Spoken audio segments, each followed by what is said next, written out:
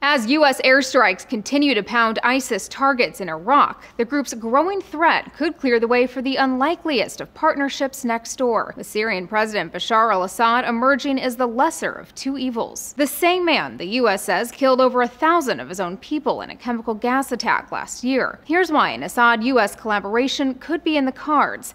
Even though ISIS's moves in Iraq have captured the world's attention, the group's stronghold is in neighboring Syria.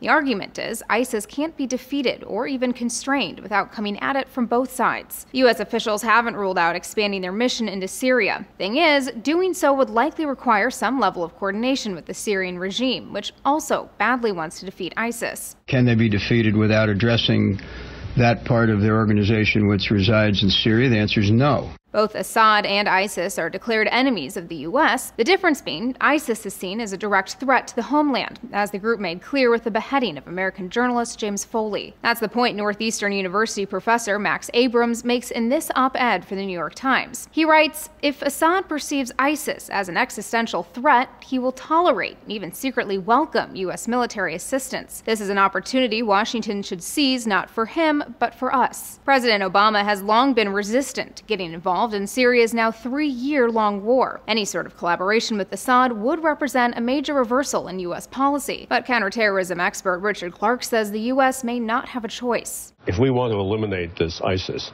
we're going to have to deal with people we don't like. You know, the president said we wanted Assad out. Well, we're going to have to say something to the Syrian government if we're going to start bombing in Syria. Others argue partnering with Assad would play right into his hands. As one Syrian opposition activist wrote for the nonpartisan think tank Atlantic Council, it will prove to Assad that his manipulation of time and terror has once again worked. There is another option for the U.S., and that's working more closely with Syria's moderate rebels, those fighting both the Assad regime and ISIS. A spokesperson for the Free Syrian Army told the Daily Beast, "We are Syrians. We know how and where to move in this country. But we need support." The United Nations recently released an updated death toll for the war in Syria. At over 191,000 people, the number of casualties is double what it was a year ago. For Newsy, I'm Elizabeth Hagedorn, multiple sources, a broader view.